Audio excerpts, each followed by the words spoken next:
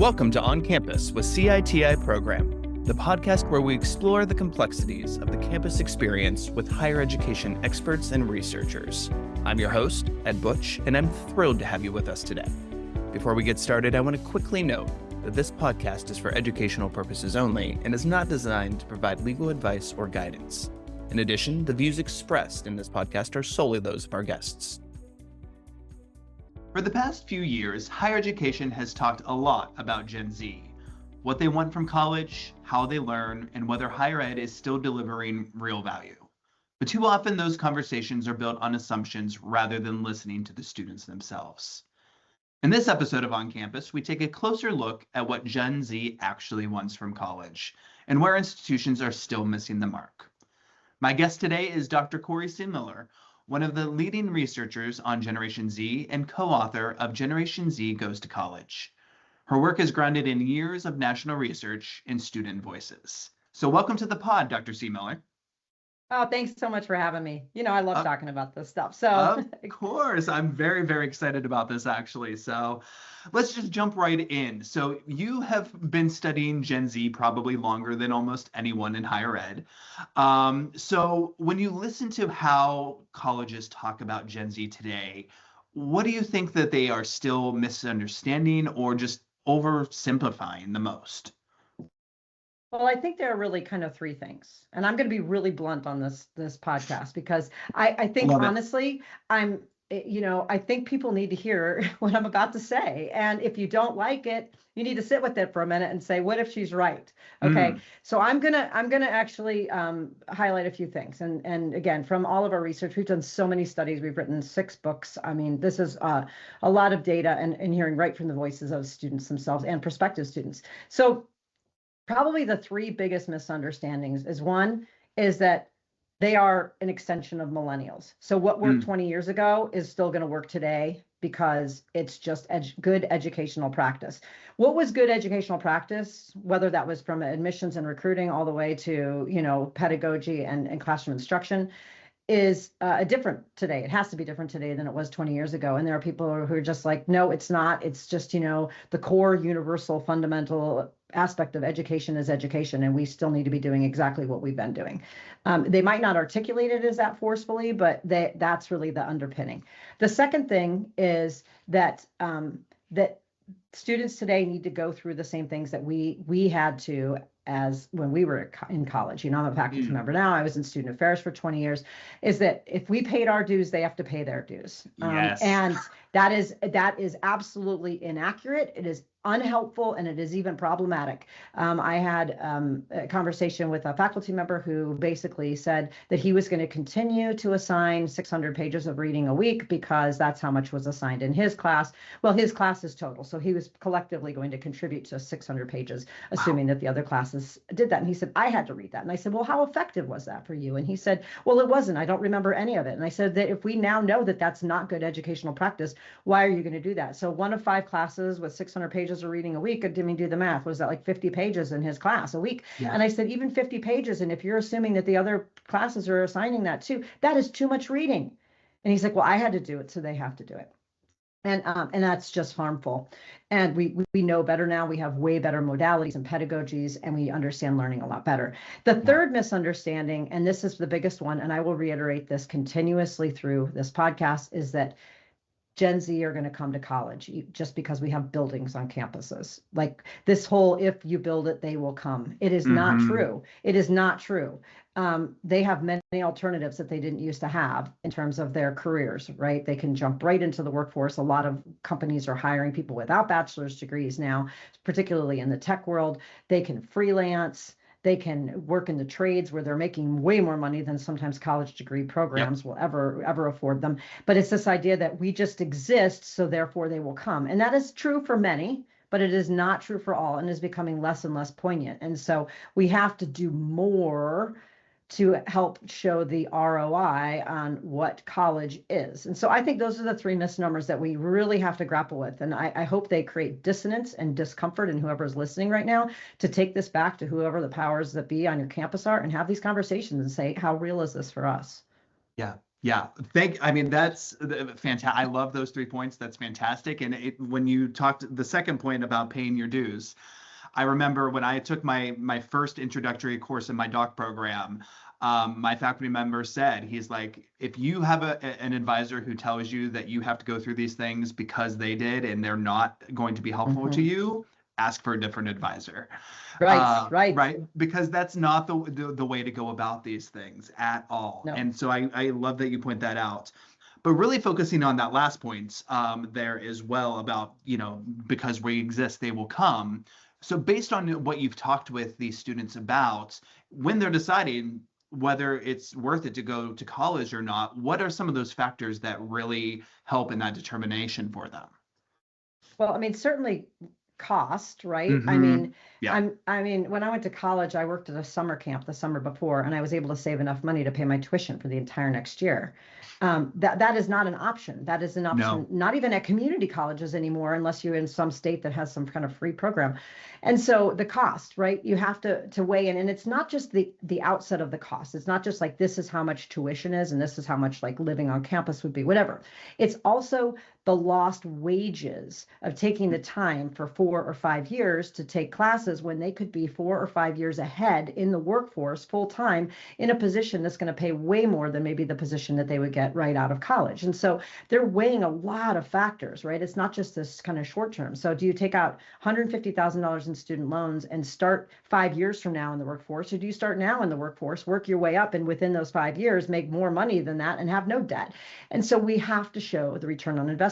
Do I believe college is worth it? I do. I fundamentally do. I work in higher education. I think that it provides more than just employment training, but we don't do enough of a job of telling students that and helping them understand that. And so we have got to help them with cost. We've got to help them find financial aid. We've got to help them find more creative ways to getting to degree completion that isn't just dragging it out on and on and on. Every extra class they take is money out of their pockets, time out of the workforce. Yep. So that's a huge thing, but I don't think that cost is the only thing. I think that really this idea of understanding, as colleges and universities need to do, is that the other alternatives that students have to be able to go into a meaningful job in the workforce that they are completely happy and financially solvent in is much more real than it was even for my generation.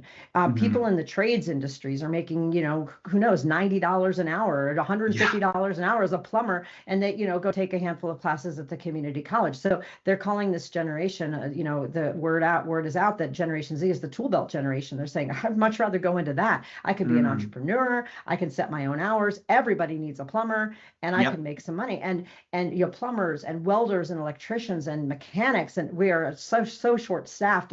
Even construction workers, we are so short staffed. So this is a real viable option. When I was younger, people in these industries were making minimum wage. It wasn't the same. The second thing is that their freelance economy is so booming that it's not just in these trades you can freelance, but I mean, we have young people in high school that are coding, and they're making, $100 an hour coding. This is a real viable career option that you can do without a college degree. So again, the alternatives are stacking up and up and up. And while colleges and, people in higher ed can get, all kerfuffled about it. And, well, college provides more than that. It sure does. But if we don't tell people that and show people that and give them reason to believe that, they're going to choose some other financially, more sustainable alternatives for themselves, especially in an economy like this when, you got 6 23-year-olds trying to live in a studio apartment, all working actual full-time jobs with a college degree. So it's a real factor that we have to consider.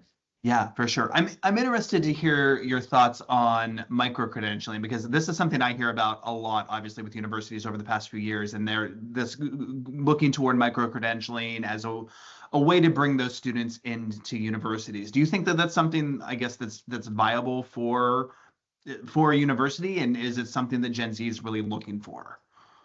I mean, microcredentials are cool. I mean, in the sense that they are less time to completion, they're less costly, but a lot of microcredentials at a lot of universities, not all of them, but a lot of universities are tied into the typical admissions process. So a student still has to get admitted to the university. They still have to go through all the processes, get an academic advisor, go through, I mean, that stuff is just such a red tape barrier for them. If you could just offer a microcredential where you just signed up online, right? I mean, that's why these things like even MOOCs today are still popular, because you don't have to go through all of the bureaucracy to actually access the content.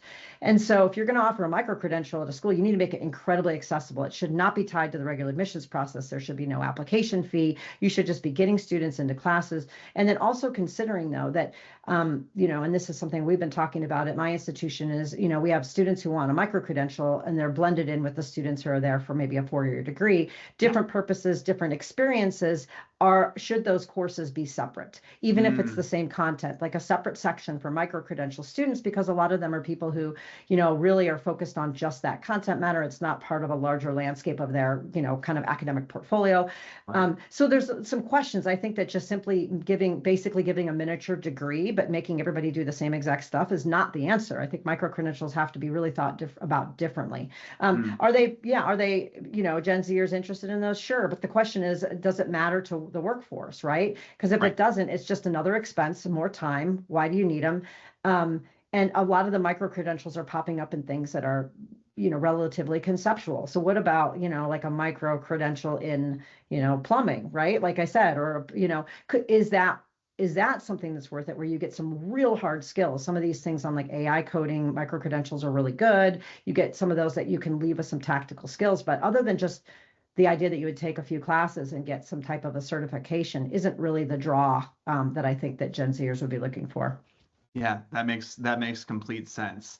And a lot of these things that you're talking about to me really kind of look at like skepticism and trust issues and things like that. So I guess, again, talking with these students as you're doing the research for your books, I guess, what is it that builds and breaks trust for these students when thinking about college and university leadership? Well, I'll start with the first one that's about what builds trust. So it's kind of interesting. So I have a Gen Z daughter. She is a junior in high school. She's already getting all of her college recruitment materials, and she's pretty well versed on this. She actually spoke with me at a conference one time for higher ed professionals. They actually asked her a bunch of questions. They're like, okay, mom, move over. We're going to ask her some questions. She actually had some amazing insight, which really, strangely enough, her insight aligned with some data that we had collected but hadn't analyzed in that way. And once we went back and looked at the data we had, it totally supported her opinion. And let me tell you what that is. She said that one of the most important things for colleges is to show students the good side of life.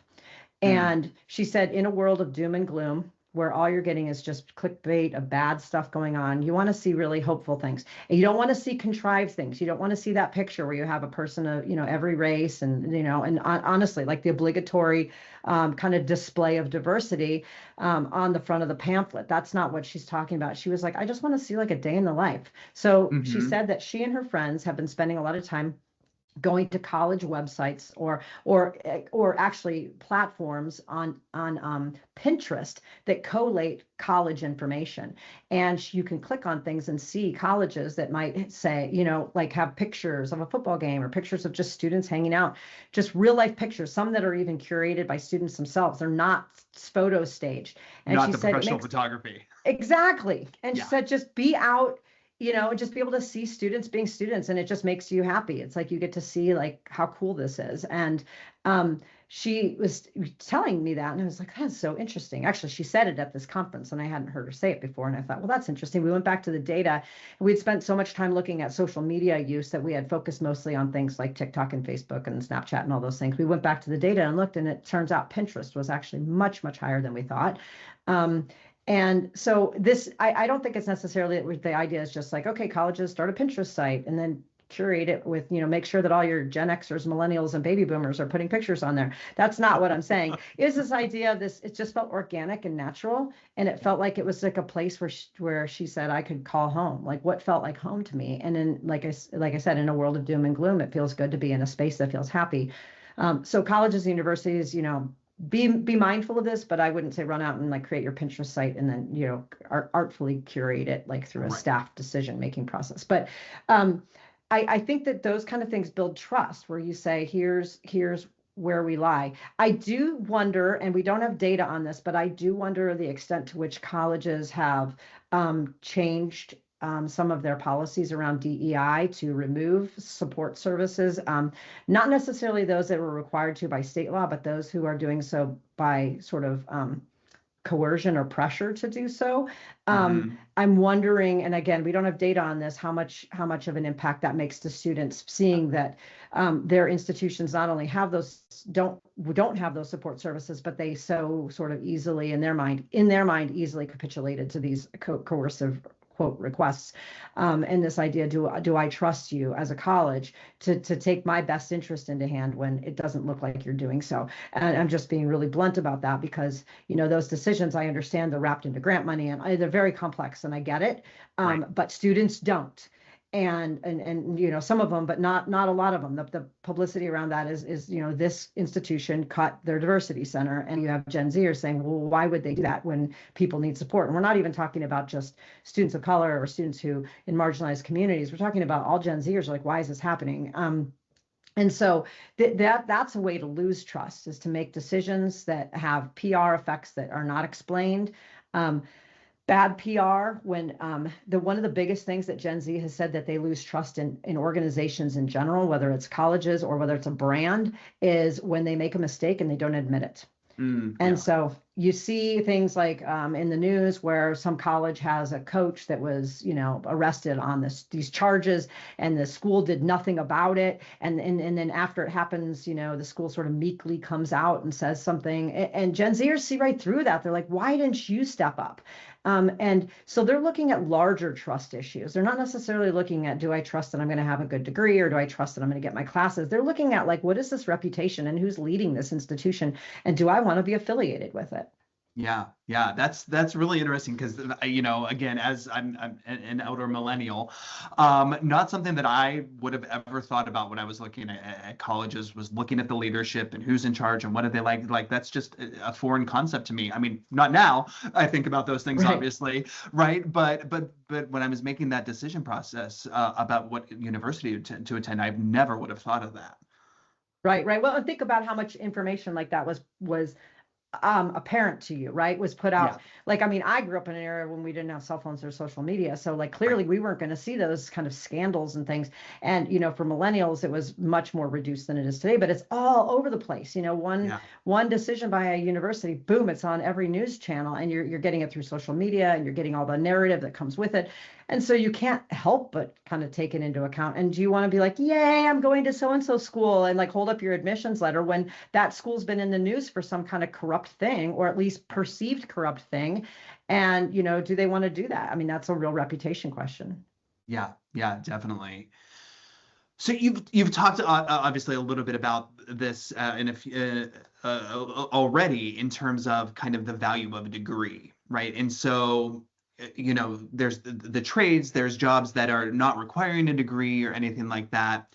I guess can you talk a little bit more about how Gen Zers are really perceiving that value, and then also what is that shift that you're seeing in the workforce itself?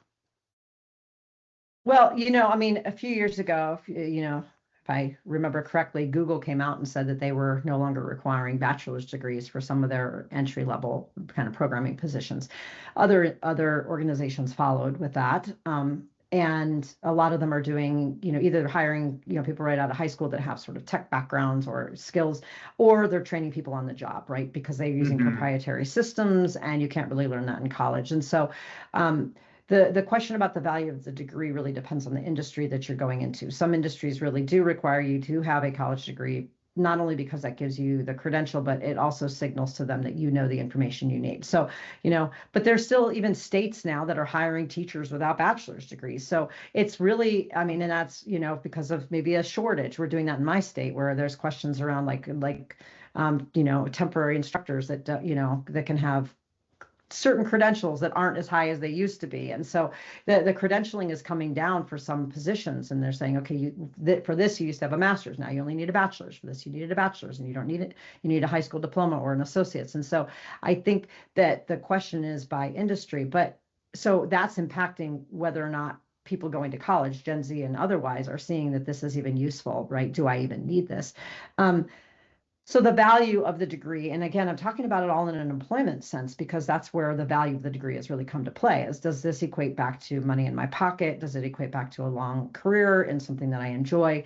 So is there a value there? And it's questionable. It's questionable. However, there are some organizations, workplaces that really value the college degree, like for instance, Starbucks, who actually helps pay for the college degree, right? They have partnership with ASU. And so that shows that the value of the degree. And so you have a lot of people coming into and potentially working at Starbucks that then do that simply to get the degree also, and then end up maybe even staying with Starbucks as an organization. Right. So the value of the degree is really it's not just dependent, like I said, on industry, but it's also dependent on the organization itself and who you want to work for. The thing though is that there's another value of the degree that we don't talk about a lot is that, the college degree the college has in the past and typically and currently, you would argue that it provides a place to learn about kind of critical thinking, other perspectives, open-mindedness, right? People with college degrees sort of have, whether it's an input-output, like they came in that way seeking it, or they just, learned it, but they come out with sort of a lot of times kind of a broader perspective of the world. That's why we have things like the general education curriculum. And that's why you're not just coming in and taking a micro-credential, right?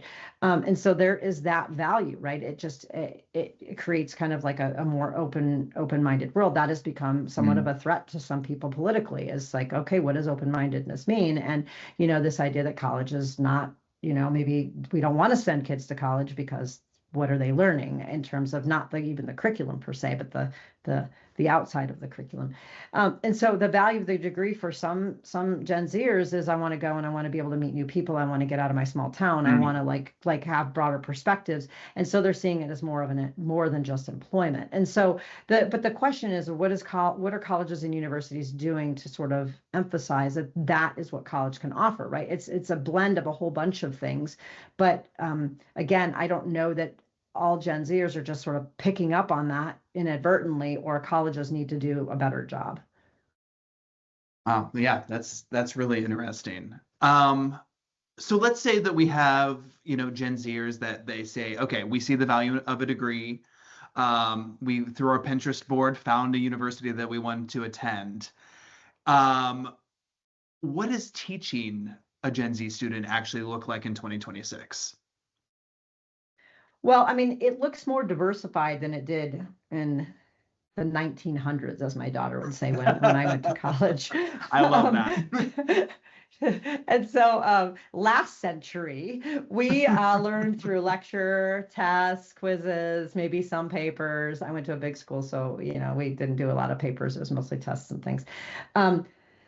Today, we have we have a lot more modalities offered, not just technical ones, but just more kind of pedagogies to think about. There's a lot of group work. There's a lot of experiential work. Gen Zers love experiential learning. They also really enjoy demonstrated learning, which is this way of saying, show me what you want me to do, and that way I can practice doing it. And so that's been a real typical thing we use in like science classes, like a chemistry, the teacher will show a chemistry lab and then say, okay, now you do a chemistry lab, and students will have watched it. But now it's becoming more and more of an interest for Gen Zers to have that in other classes, like in a class like I teach leadership, and it'd be like, okay, I want you to do a case study. But what I might do is do a case study with them, and they learn how to interpret a case study, and then they go home and they do one by themselves. So we do almost like practice and demonstrate it. And one of the things that's really interesting is, while pre-COVID, there was a lot of interest in not just online learning, but more like intrapersonal, like self-directed modules, self-directed learning, where you could just sort of watch a video and then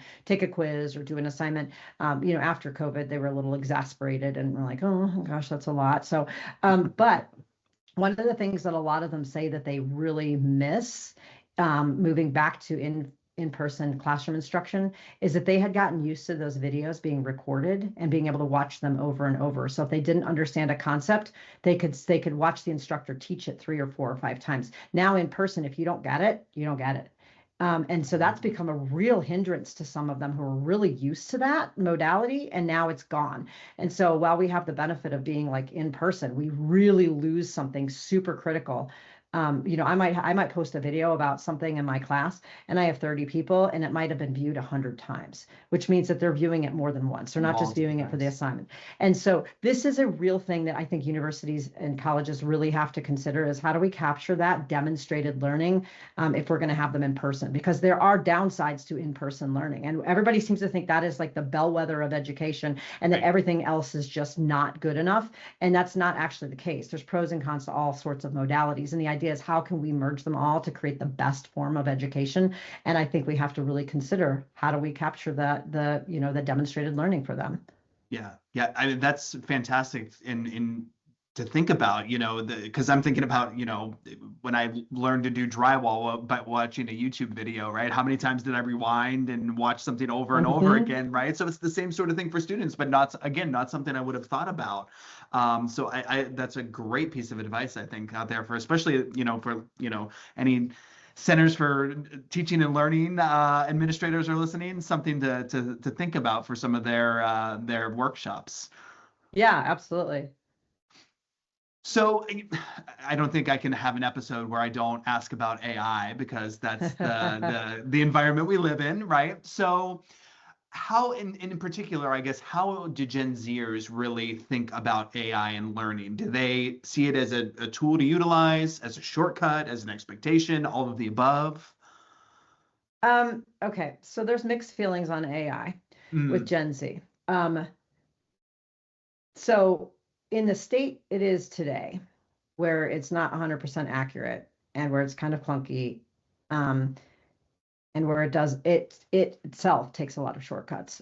Gen Zers are relatively skeptical of using it. Some actually, there's a study, not one that I conducted, but a study that basically said, I'm afraid that if I use it too much, whether I'm required to or whether I choose to, that I'm going to literally lose critical thinking skills. And that's a fear. I mean, here I am, I'm in my 50s. I've got pretty good critical thinking skills. If I use AI, I'm not going to lose the skills I already have. But when you're 16, 17, 18, 19, and you're still developing those skills, and you rely on a tool so much that, I mean, that's why you ask yourself, like, look at when spell check came out. People just fundamentally became worse spellers, right? I already knew how to spell because I grew up in an era we didn't have spell check, but, kids who grew up with spell check, I rely on it a lot more. And so you do lose skills, and Gen Z recognizes that, and they are concerned about that.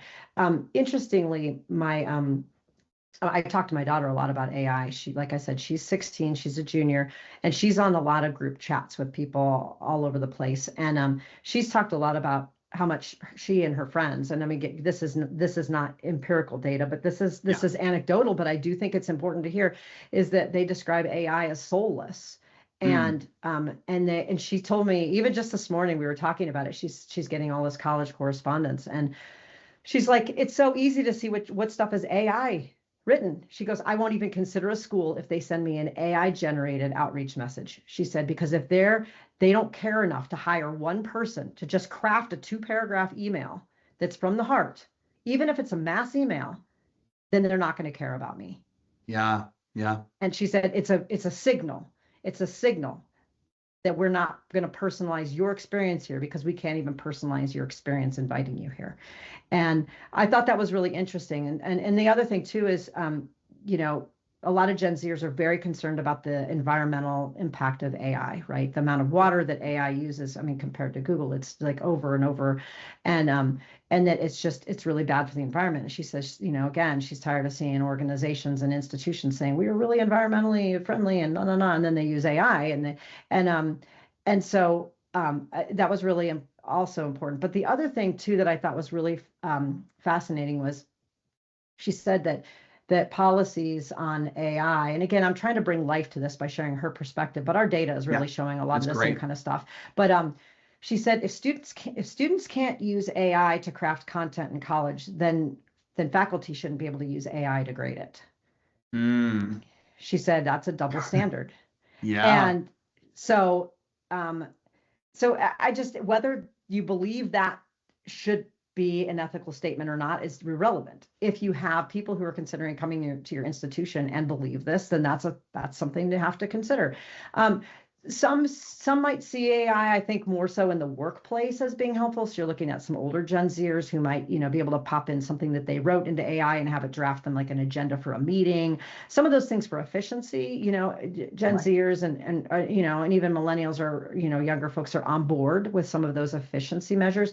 But as far as like content creation and anything that sort of comes off as like an AI bot or my daughter says if she corresponds with an institution and she gets an AI admissions counselor before she gets to a real person who responds to her, she will not consider going to school there. Mm-hmm. She's like, I don't want to talk to a bot. And I know that there are people listening that are furious with me. But I mean, come on. Nobody wants to talk to an AI bot. No, How many times have you been caught in a 1-800 cycle and you're like, I'm screaming at it, agent, yes, agent. Exactly. I did the same. Nobody. And why would you want a prospective student to have to do that?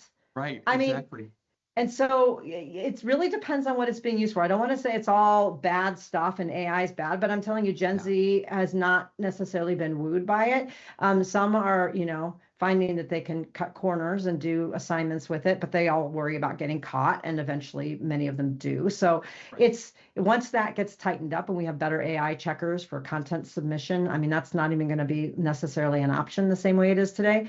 But I just think that we really have to pay attention to how is AI being used, if it's for efficiency in our institutions to create agendas and, bibliographies to look up stuff, great. But if we're creating our own content and expect students to believe that is full of soul when it is just soulless, then we have some things to think about. Yeah, well, I could personally really appreciate their healthy skepticism of that because everything that you just said that your daughter told you, I pretty much would agree 100% with her. So.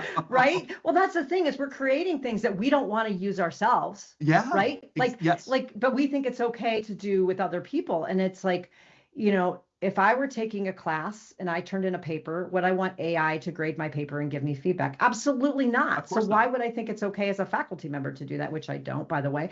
And so we have to think about it too, is like, nobody wants this. Like, people don't want to talk to a bot. No, I bet if there are studies out there that in the 90 percentiles of every generation that said they do not want to talk to bots. Yeah. So, but what we do, we create more of them. And so I think, as we look at AI, we really have to take it under a much bigger landscape of like what things it can be productively used for. Because I'm not against AI whatsoever. Agree. Absolutely. I think there's some great uses for it. But I think at this point, we're throwing AI at everything. And our students and prospective students are noticing. Yeah. That's great. Yeah. Well, I guess as we kind of wrap up here, I always like to ask our guests about looking into the future a little bit. So you've done, all of these studies. You've written, I think you said 6 books, right? So you have a lot of great information, and you've shared so much of it today, which I appreciate. But what do you think as more Gen Zers get into college, or choose not to, I guess? What are they going to change about higher education, whether institutions are ready or not? Well, I think just their presence or non-presence is going to change how we have to think about admissions, recruitment, and ROI. Like the idea that they're going to come no matter what, I think is one of the biggest lessons that I think institutions are already learning. They're already seeing many institutions are seeing a decline in enrollment. Some are even closing. Yep. And so I think that that's one thing. I also think that, what are Gen Zers going to change within higher education is that there's, going to be a demand for more services that are more holistic development of them, more support services, a lot more mental health services. People that are sort of one-stop shops. I mean, colleges have become very bureaucratic, even more so than they ever have been. And, one person sending you to this office and that office is sending you to this other office, and it's getting exhausting. And so I think they're going to sort of demand that they get their answers answered.